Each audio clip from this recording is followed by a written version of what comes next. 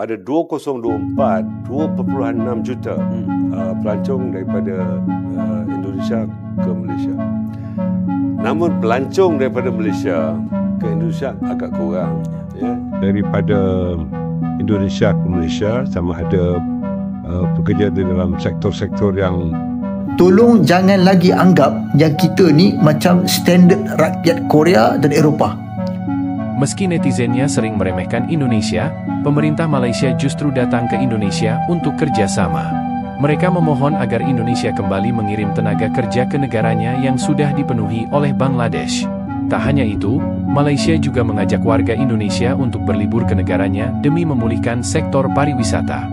Dalam krisis pangan yang melanda, Malaysia juga meminta Indonesia mengekspor produk pertanian termasuk beras.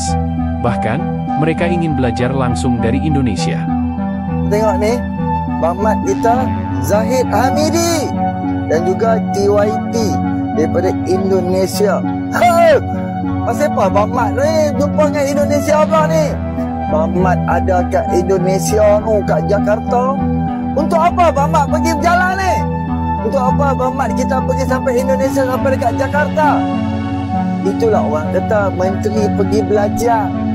Menteri pergi jalinkan hubungan erat antara dua negara. Ada lagi sektor-sektor pertanian, sektor-sektor ekonomi, sektor pendidikan. Itu tujuan menteri pergi ke Indonesia. Walaupun Indonesia ni dia punya cabaran ke negara mereka, tapi walaupun kita negara kecil, negara kita ni orang kata kecil ialah rakyat pun hanya ada beberapa juta aja, mereka ada ratus juta. Of course pengetahuan mereka, pengalaman mereka, pendidikan mereka, ekonomi mereka berbeza dengan kita. Jadi sebab tu Abang Mat kita nak eratkan lagi hubungan bersama dengan TPM Zahid Hamidi. Pergi sama-sama. Zahid Hamidi dia buat tugas dia, Abang Mat kita buat tugas Abang Mat. Ini yang luar biasa Madanon. Tak pakai gaji bukan, tak duduk saja, mereka buat kerja. Saja-saja nak pergi fly, nak pergi cuti apa tak ada. Madani tak ada. Madani tak ada, duk ambil cuti sebulan, 2 bulan nak pergi banyak makan angin, apa holiday. Tak ada. Buat kerja. Sebab apa? Kerajaan Madani ambil kerajaan Malaysia penuh dengan bebanan pelbagai sektor. Pendidikan dulu buka tutup, pertanian berterabur dengan skandal baja pun, skandal segala berbilion juta dah. Pecah amanah, salah guna kuasa, segala mak nenek. Sebab pentadbiran yang lepas kita duk tengah repair. Jadi tengok Mamat kita dengan Zahid Hamidi bukan biasa-biasa, bukan makan gaji buta. Kita dapati bahawa pada tahun 2023 seramai 1.4 juta pelancong daripada Indonesia berada dan mengunjungi Malaysia. Pada 2024 2.6 juta pelancong daripada Indonesia ke Malaysia. Namun pelancong daripada Malaysia ke Indonesia agak kurang. Ya. Mungkin dari segi peratusan yang kerana jumlah penduduk kita lebih kecil daripada mereka. Namun cuba kita lihat potensi daripada hampir 280 juta penduduk Indonesia. Saya kata 1.4 juta je. Saya menganggarkan jika 10% di kalangan mereka itu berpenduduk berpendapatan tinggi, ya, artinya 28 juta, hampir sama dengan jumlah penduduk Malaysia keseluruhannya. Kalau misalnya 5% pun, ya, daripada kumpulan itu, kita akan memperoleh 14 juta, ya, di kalangan orang kaya, sekurang-kurangnya yang sekurang-kurangnya untuk melancong di negara kita. Bincangkan tentang permasalahan pekerja-pekerja daripada Indonesia ke Malaysia, sama ada bekerja di dalam sektor-sektor yang diizinkan dan juga pembantu rumah. Tetapi apa yang telah diperbincangkan ialah bagi mengadakan single window system, ya, untuk pekerja-pekerja daripada Indonesia yang masuk ke Malaysia melalui sistem ini. Ianya telah diadakan perbincangan bersama dengan Menteri Dalam Negeri dan juga Menteri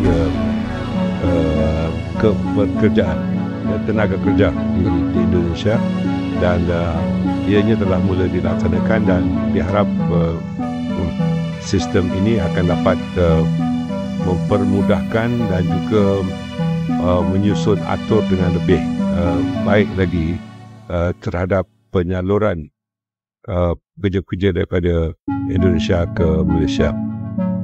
Tadi Pak Wakil Perdana Menteri Malaysia juga menegaskan bahwa produksi pertanian Indonesia bagus, jadi ingin belajar juga dari Indonesia. Perlindungan pekerja migran Indonesia, jadi diintensifkan itu one channel system bagi perlindungan tenaga kerja Indonesia.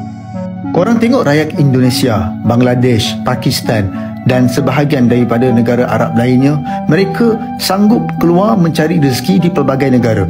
Pergilah ke Eropah, Amerika, Asia Tenggara dan seluruh pelosok dunia. Anda mesti akan melihat mereka ini kan.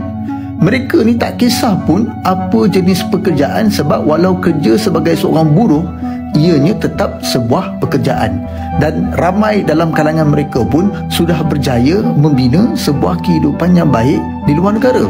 Jadi saya nak menyerulah kepada semua rakyat Malaysia yang tak ada peluang untuk membina kerjaya ataupun mendapatkan pekerjaan di negara ini, untuk keluar merantau ke negara asing, hatta ke Afrika sekalipun, untuk mencari peluang membina sebuah kehidupan yang baik.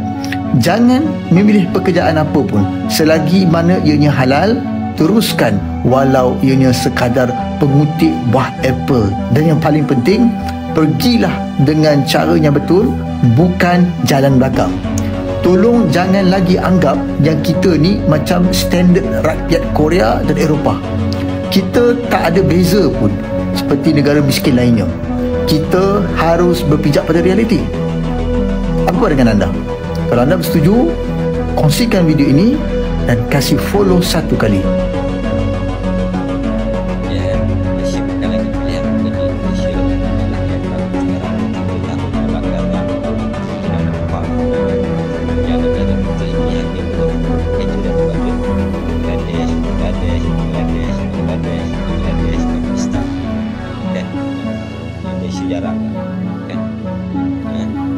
Sebelum COVID itu kita ada 1.1 juta tenaga kerja Indonesia yang dianggarkan parti pula, maksudnya tanpa izin daripada Indonesia, lebih kurang 1.5 juta sebelum COVID. Selepas COVID kita kehilangan separuh, kedua-dua. Yang izin pun kita kehilangan separuh, 500 ribu lebih. Yang tanpa izin pun kita hilang separuh. Ironis, saat netizennya meremehkan, pemerintahnya justru bergantung pada kekuatan dan kemajuan Indonesia di berbagai bidang penting.